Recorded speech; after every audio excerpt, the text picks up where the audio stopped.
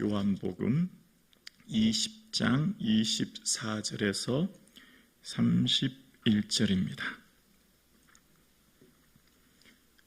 제가 가진 성경 183면입니다. 오늘 나에게 주신 주님의 말씀을 함께 고백드리겠습니다. 함께요.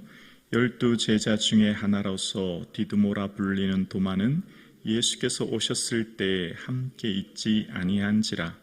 다른 제자들이 그에게 이르되 우리가 주를 보았노라 하니 도마가 이르되 내가 그의 손에 못자국을 보며 내 손가락을 그 못자국에 넣으며 내 손을 그의 옆구리에 넣어보지 않고는 믿지 아니하겠노라 하니라.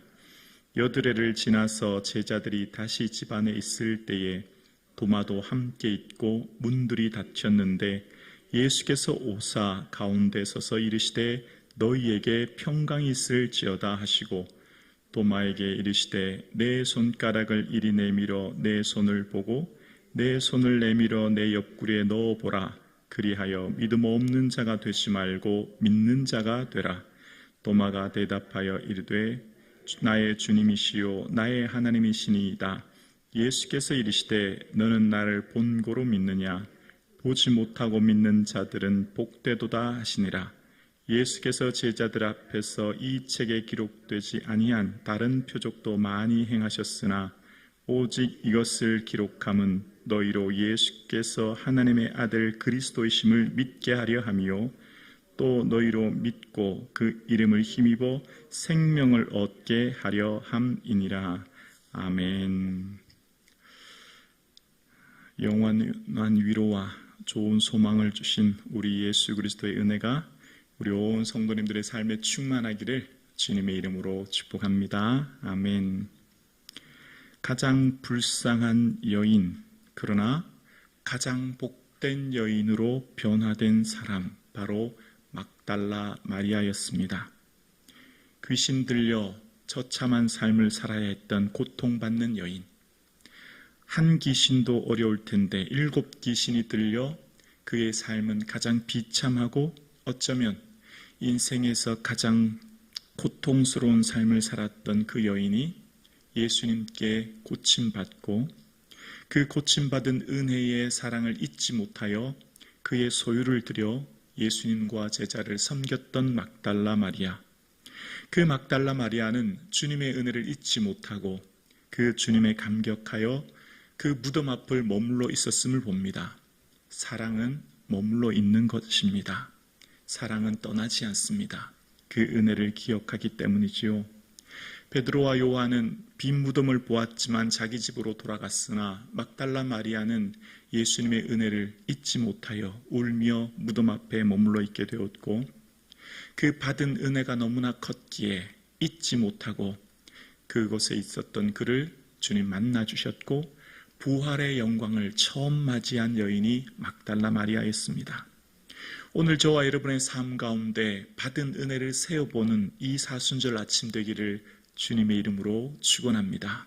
세상 무엇보다도 소중한 은혜, 내가 누구인지 깨닫는 것, 내가 얼마나 큰 죄인인지 깨달아 알아 하나님 앞에 셀 수 없는 큰 은혜를 받았기에 그 은혜를 아는 우리는 변함없는 사랑으로 주의 은혜의 삶을 살아갈 수 있기를 주님의 이름으로 축원합니다. 오늘 본문은 도마에 대한 이야기입니다. 오늘 본문을 일반적인 관점, 그러니까 의심 많은 도마라고 하는 관점보다 변함없는 사랑으로 붙드시는 예수님의 관점으로 오늘 본문을 보려고 합니다. 일반적으로 도마의 삶은 실증주의적 관점으로 보고 만져보야만 알 수 있고 믿겠다라고 하는 도마, 그래서 오늘 본문을 일반적으로 의심 많은 도마로 이야기하는데요. 저는 그 관점을 조금 뛰어넘어서 변함없이 사랑하시는 예수님, 한결같은 사랑으로 붙드시는 예수님, 그 사랑이 도마를 붙들고 계셨음을 우리는 오늘 본문을 통해 깨닫게 됩니다. 다른 제자들은 간접 증거를 보고도 믿지 못했지요. 그런 상황에 도마는 직접적인 증거를 요구하는 오늘 본문의 모습을 봅니다. 이전에 베드로와 요한은 빈 무덤을 보고 그때서야 믿었다라고 20장 8절에 이야기하지 않습니까? 간접적인 증거를 보았습니다. 그런데 그들은 집으로 돌아갔죠. 그리고 그 증거를 보았고 마리아의 말을, 부활의 주님을 만났다고 하는 마리아의 말을 들었음에도 불구하고 유대인이 두려워 문을 닫고 있었습니다. 어쩌면 제자들도 여전히 여작한 의심 많은, 어쩌면 믿음 없는 제자들이라는 것을 알 수 있죠. 유독 특별히 도마만이 의심 많고 믿음 없다라기보다는 이 앞단락 구절들을 보면 부활하신 예수님을 심지어 만났지 않습니까? 그래서 기뻐했음에도 불구하고 28절에 보면 그들이 문을 닫고 있었다라는 표현을 통해서 여전히 그들 마음속에는 두려움이 있었다고 하는 것을 알 수 있죠. 그래서 유독 도마만이 의심 많고 두려움 많은 사람이라기보다는 그 시대의 사람들, 그러니까 지금 오늘 이 본문의 말씀을 마지막으로 이 요한은 배치함으로써 도마의 이야기를 마지막에 배치하여 이 본문을 읽는 독자들에게, 많은 사람들에게, 그러니까 이 시대의 사람들이 보지 않고 믿지 못하는 그 시대 사람들에게 도마 이야기를 함으로써 여러분들 보지 못하고 믿는 것이 참된 믿음입니다 라고 예수님 말씀하셨습니다 라고 하여 우리의 삶에 만져보고 느끼지 않아도 믿음을 가질 수 있는 것이 얼마나 소중함을 요한은 이야기하는 것이죠. 그래서 특히 오늘 본문 24, 25절을 봉독하겠습니다. 12제자 중에 하나로서 디두모라 불리는 도마는 예수께서 오셨을 때 함께 있지 아니한지라. 다른 제자들이 그에게 이르되 우리가 주를 보았노라 하니 도마가 이르되 내가 그의 손에 못자국을 보며 내 손가락을 그의 못자국에 넣으며 내 손을 그의 옆구리에 넣어보지 않고는 믿지 않겠노라 하니라. 도마에 대해서 한번 생각해 볼게요. 도마는 이전에 예수님께서 나사로가 잠들었으니 깨우러 가자, 그에게로 가자 그러니까 도마가 어떤 얘기를 했냐면 우리도 주와 함께 죽으러 가자라고 했던 굉장히 용기 있고 담대한 제자였습니다. 왜 그런 얘기를 했냐면 나사로 이야기 앞전에 예수님을 유대인들이 돌로 쳐 죽이려고 했거든요. 그래서 이 도마는 예수님께서 다시 그쪽으로 간다고 하시니까 그래? 그러면 우리도 예수님처럼 죽으러 가자 그렇게 말하는 어쩌면 좀 담대한 사람이었던 걸 알 수 있습니다. 뿐만 아니라 이 도마의 모습의 또 다른 모습을 알 수 있는 게 14장인데요. 예수님께서 내가 거처를 예비하면 내가 다시 올 거야. 내가 어디로 가는지 그 길을 너희가 안다. 이렇게 얘기하니까 도마는 그 길을 잘 모르겠는 거예요. 예수님께서 가시는 거처를 예비하시는 곳, 그 길을 몰라서 도마는 좀 더 구체적으로 묻지 않습니까? 그게 14장 55절에 나오는데 주여 주께서 어디로 가시는지 우리가 알지 못하겠거늘 그 길을 어찌 알겠습니까? 이렇게 다시 질문해요. 그러니까 당연히 예수님 하신 말씀에 잘 모르니까 좀 더 구체적으로 그 길이 어떤 길이에요? 우리가 어떤 길인지 잘 몰라요. 말씀해 주세요. 라고 물었던 도마의 모습에 예수님은 내가 길이야. 내가 진리요. 내가 생명이야. 나로 말미암지 않고는 아버지께로 올 자가 없어. 라고 예수님 말씀해 주셨거든요. 그러니까 도마의 질문에 예수님은 언제나 책망하기보다는 자세히 설명해 주시고 권면하시는 예수님의 모습을 보게 돼요. 그러니까 오늘 본문도 마찬가지죠. 도마는 예수님, 다른 제자들이 다 예수님을 만났다고 하니까 그래? 나도 예수님을 만져보고 싶어. 나도 예수님을 직접적으로 체험하고 싶어. 이제 그렇게 얘기했던 맥락으로 이해할 수 있는 거죠. 그래서 그런 상황 가운데 이제 예수님께서 다시 찾아오시는데요. 그것도 8일 만입니다. 26절에 보면 26절에 여드레를 지나서 제자들이 다시 집안에 있을 때에 도마도 함께 있고 문이 닫혔을 때 예수께서 오사 가운데 서서 이르시되 너희에게 평강이 있을지어다 하시고, 자, 여드레를 지나서 제자들이 다시라는 표현 보이세요? 다시. 왜 여드레가 지났는데 다시 예수님께서 오셨을까요? 왜 예수님께서는 굳이 또 이곳에 오셨을까라고 생각해 봅니다. 왜요?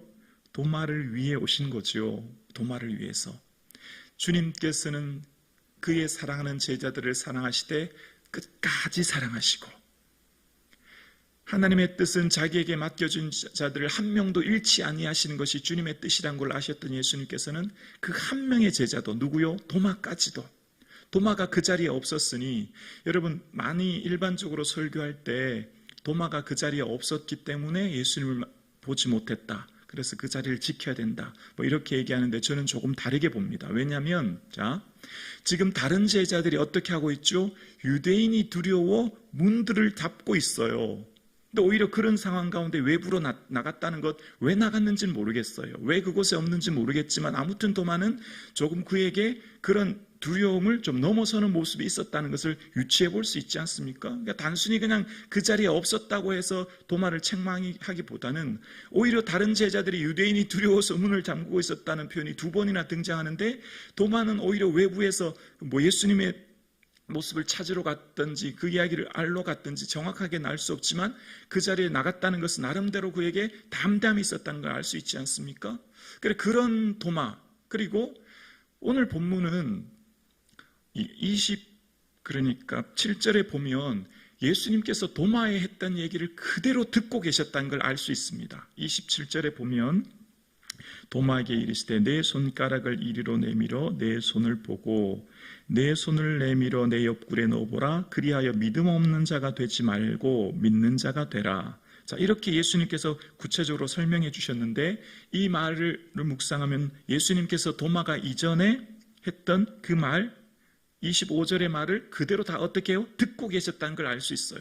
다른 말로 말하면 예수님은 도마를 지켜보고 계셨고, 도마와 함께하고 계셨고, 도마가 믿음이 떨어지지 않도록, 연약해지지 않도록 도마를 붙들고 계셨고, 그리고 다시 8해 만에 다시 오신 이유도 다 누구를 위해서죠? 도마를 위한 거예요. 그러니까 오늘 본문을 읽을 때 의심 많은 도마라고 하는 관점으로 보다는 끝까지 사랑하시는 예수님, 한결같은 사랑으로 붙드시는 예수님, 우리의 모든 음성을 듣고 계신 예수님, 내가 하는 말, 오늘 본문을 보면 은혜가 되지 않아요, 여러분? 도마가 엎드려 기도한 게 아니라 그냥 제자들 앞에 말했다고요. 그냥 한 말, 그걸 다 듣고 계셨던 거예요. 예수님은 우리와 함께 하시고 우리의 모든 말을 듣고 계실 뿐만 아니라 우리의 모든 생각도, 우리의 모든 앉고 일어선도 주님은 다 보고 계신 줄로 믿습니다. 그리고 주님께서는 한 사람 한 사람을 끝까지 책임지시고 붙드시고 인도해 주셔서 어디까지요? 영원한 하나님 나라에 이르기까지 우리를 인도해 주시는 좋으신 하나님이신 줄로 우리는 믿습니다. 그래서 오늘 도마를 보면요, 도마가 예수님의 하신 말씀을 늘 기억하고 있었다는 걸 알 수 있어요. 어떻게 알 수 있냐면 28절에 보면 도마의 고백인데요, 도마가 대답하여 이르되 나의 주님이시요 나의 하나님이시니이다. 아멘. 지금 도마가 그 예수님의 말씀을 듣고 도마가 직접 확인하려고 한 게 아니라 바로 고백하기를 나의 주님, 또 뭐라고요? 나의 하나님이십니다 라고 얘기해요. 예수님을 누구라고 고백해요? 하나님이라고요. 이건 놀라운 고백입니다.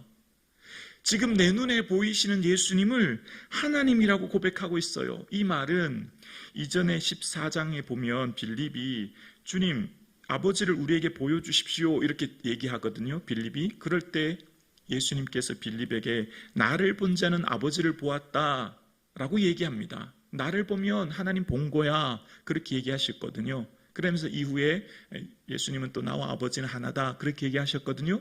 무슨 말이죠? 도마는 예수님 말씀을 잘 기억하고 있었던 거예요. 그리고 예수님이 곧 하나님이시구나, 그것을 오늘 지금 본문에 고백하고 있는 거죠. 주님의 말씀을 무엇보다도 잘 기억하고 예수님이 곧 하나님이시다 고백함으로 주의 은혜 안에 있었던 도마의 모습을 봅니다. 그러면서 예수님께서 도마에게 본고로 믿느냐 보지 않고 믿는 자는 복되라고 도마에게 어떻게 해요? 책망이 아니라 권면을 하고 계신 거예요. 예수님의 그 사랑을 오늘 발견할 수 있지요. 그리고 이 요한은 이제 도마 이야기를 함으로써 그 시대의 사람들, 예수님이 부활을 믿지 못하고 예수님을 직접 보지 못하고 예수님을 직접 만져보지 못한 이들에게 여러분, 도마처럼 꼭 만져보고 보아야만 믿는 것이 아니라 보지 못하고 믿는 것이 복됩니다. 그 이야기를 마지막에 배치함으로써 이 편지를 읽는 독자들에게 여러분은 지금 예수님 보지 못하셨죠? 그러나 믿으시는 그 믿음이 복된 믿음입니다. 누구에게요? 우리에게 말씀하시는 거예요. 오늘 나에게 말씀하시는 거예요. 우리가 이 사순절 새벽 주예전에 나온 것이 복 중의 복인 줄로 믿습니다. 우리는 예수님을 믿기에 이 사순절을 기억하고 주 앞에 나왔지 않습니까? 우리는 예수님을 보지 못했지만 이곳에 나온 것이요, 이것이 세상 무엇보다도 큰 복을 우리가 받은 줄로 믿습니다. 그러면서 요한은 믿음의 대상과 내용에 대해서, 그리고 왜 이것을 편지를 썼는지에 대해서 구체적으로 30절과 31절에 이야기합니다. 30절입니다. 예수께서 제자들 앞에서 이 책에 기록되지 아니한 다른 표적도 많이 행하셨으나 31절 함께요. 오직 이것을 기록함은 너희로 예수께서 하나님의 아들 그리스도이심을 믿게 하려 함이요, 또 너희로 믿고 그 이름을 힘입어 생명을 얻게 하려 함이니. 아멘. 이 말씀은 밑줄을 그으시고 외워 암송했으면 좋겠습니다. 이 말씀이 요한복음의 핵심인 겁니다. 왜 이렇게 장황하게 많은 이적과 표적 그리고 많은 이야기를 했느냐 하면 우리의 믿음의 대상은 딱 한 분, 예수 그리스도이시다 라고 하는 걸 이야기합니다. 우리의 믿음의 대상은 오직 예수 그리스도시요, 그 예수 그리스도는 하나님의 아들이십니다. 이것이 우리의 고백되어질 수 있기를 주의 이름으로 축원합니다. 그러면 그 고백 이후에 믿음의 내용은 뭐라고요? 영생입니다. 생명입니다. 이것을 주기 위해 예수님이 오셨고, 요한 또한 이 편지를 쓰는 이유는 바로 믿음의 내용이 영생임을, 생명임을 이야기하기 위함이라는 거예요. 이 세상에 가장 소중한 것 딱 한 가지만 고르라면 무엇입니까? 목숨 아닙니까? 목숨. 이것보다 더 귀한 게 어디 있습니까? 우리에게 가장 소중한 생명을 주셨습니다. 이것이 우리에게 은혜인 거죠. 영생의 은혜를 우리에게 선물로 주셨습니다. 이 은혜를 인하여 기쁨이 충만한 저와 여러분 되실 수 있기를 주님의 이름으로 축원합니다.